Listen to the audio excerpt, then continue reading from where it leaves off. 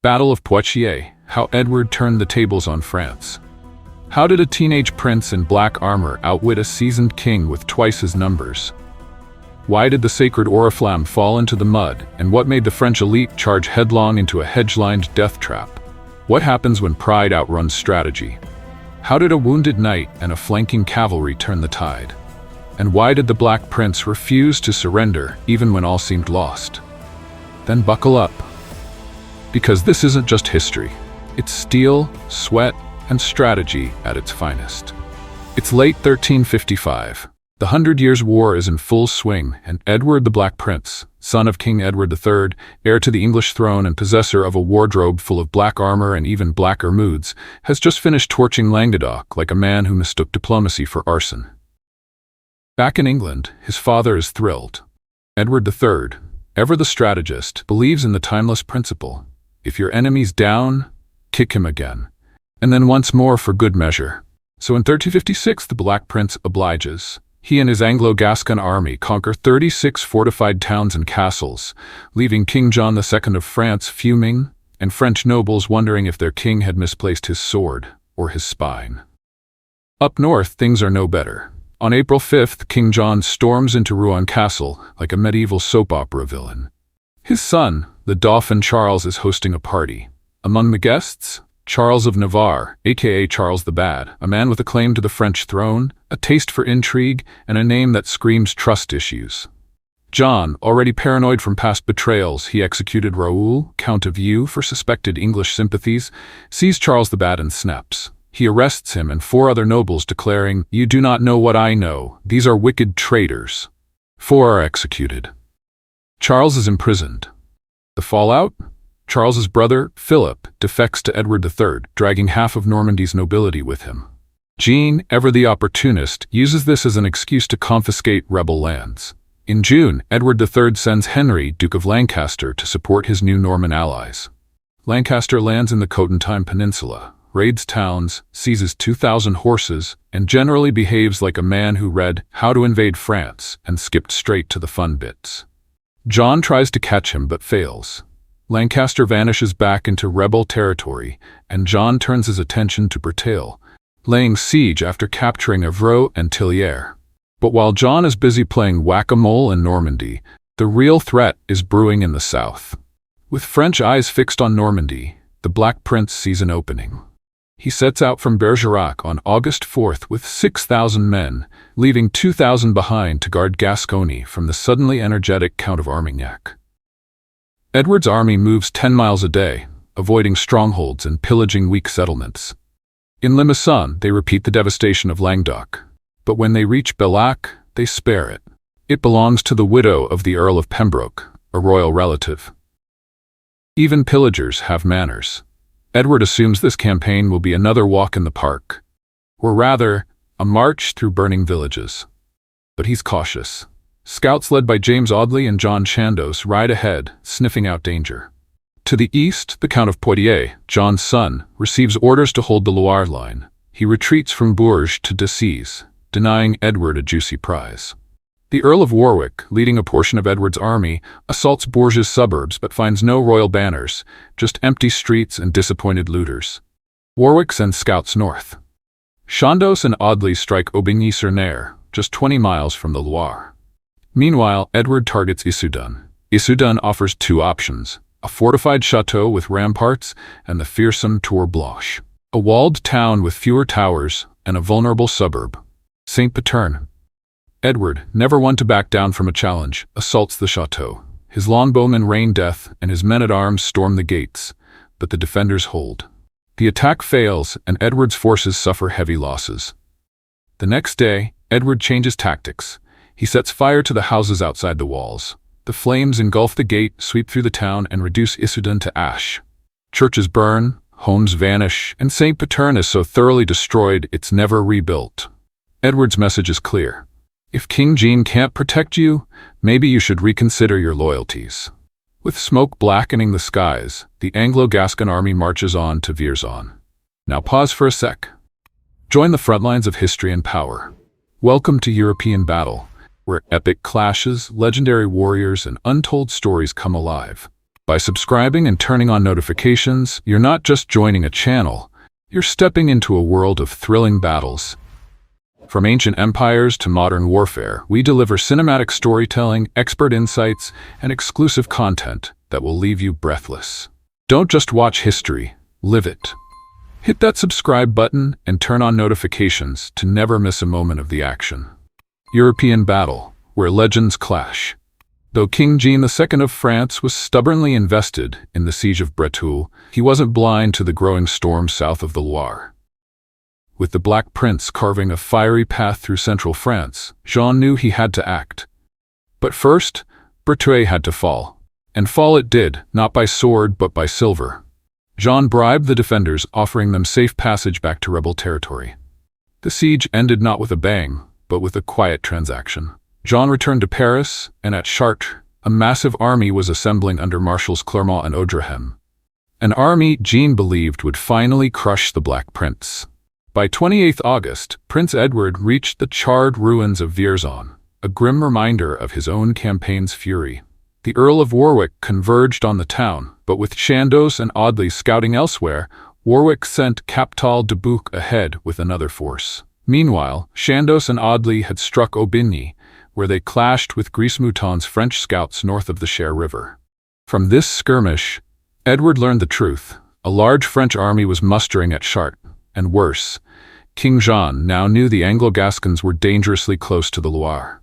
Still, Edward remained confident. He expected Lancaster's army from Brittany to arrive any day. But fate had other plans. Lancaster tried to cross the Loire, only to find every bridge broken or heavily defended.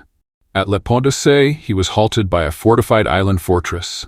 The Loire was flooded from Nantes to Saumur, and with no viable crossing, Lancaster turned back. Edward, unaware of this, pressed on. Near Romorantin, 2 skirmishes saw Boucicaut defeated and retreating to the castle. Froissart records Edward's reaction. "We will ride that way.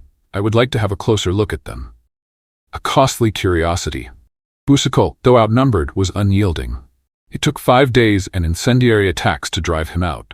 The delay gave Jean precious time to tighten the noose. Edward then moved west to Mont-Louis, lingering for 4 days, perhaps still hoping for Lancaster. He tried to assault Tours, but rain extinguished the fires in the suburbs. Worse news followed. On the 4th September, King John left Chartres, and by the 8th he had crossed the Loire at Amboise. Other parts of his army crossed at different points.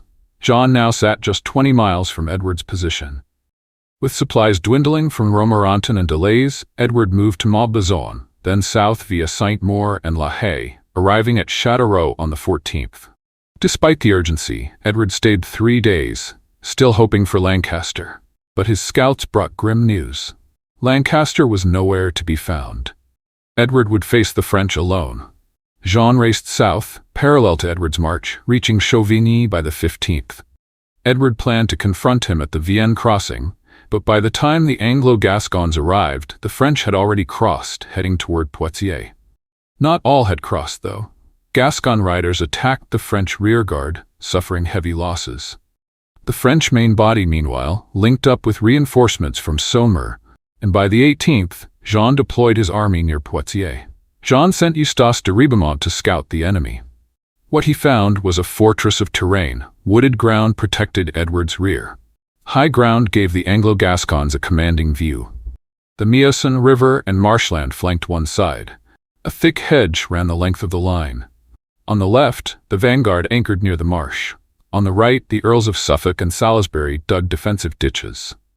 In the center, Edward stood with his men, all dismounted, save for a small cavalry reserve under Captal de Buch. Ribemont advised Jean to dismount due to the broken terrain and to clear the archers before engaging. Jean agreed, dividing his army into 3 dismounted divisions, first under the Dauphin, second under the Duke of Orleans, third and largest under Jean himself. To clear the archers, Jean deployed 2 mounted groups under Clermont and Outruns. Edward, aware of the danger, considered negotiation. The Cardinal of Périgord arrived to mediate, but mistrust in Jean's stronger position doomed the talks. In a flourish of chivalry, Geoffrey de Charny, bearer of the Oriflamme, proposed a battle of 100 picked men on each side. Others, more practical, suggested Edward surrender himself. Nothing came of it, but a short truce was agreed.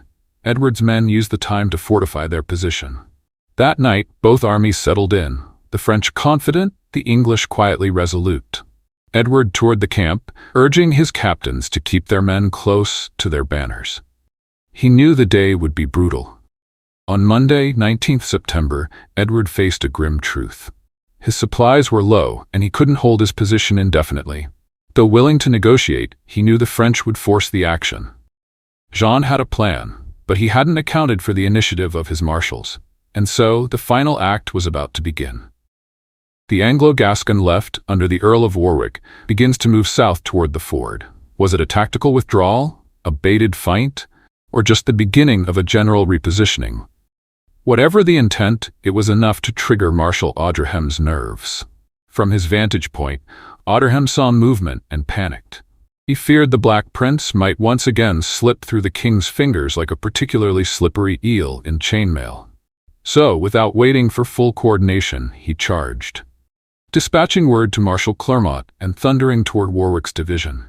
Warwick, ever the cool-headed commander, ordered a halt. His longbowmen melted into the marshy ground, bows raised, eyes sharp. As the French cavalry closed in, the longbowmen loosed their deadly volleys into the flanks. Horses screamed, panicked, and collapsed. Some threw their riders, others refused to advance. A few turned tail and fled.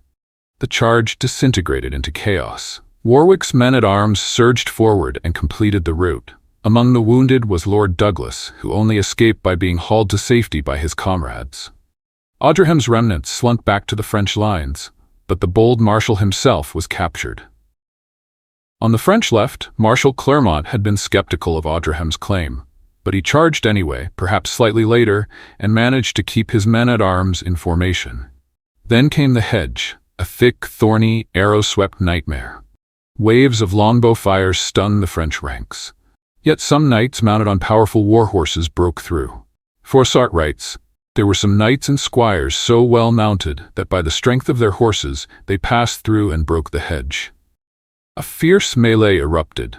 The Earl of Suffolk rushed to support Salisbury, and despite the French fury, they were beaten back. Clermont himself was slain, reportedly after a heated altercation with John Chandos. Unaware of the twin disasters, the Dauphin's division crept forward. Dismounted and slow-moving, they were easy targets for Anglo-Gascon volleys. Survivors from Clermont's shattered force disrupted their cohesion. As they reached the hedge, they found gaps already torn open, or had to rip new ones. What followed was a brutal slugfest, lasting 2 hours with reinforcements needed to hold the line. The Duke of Bourbon was slain and the Dauphin's standard-bearer captured, a devastating blow to morale. The loss of the banner likely shook the French, and the Dauphin's advisors ordered a withdrawal.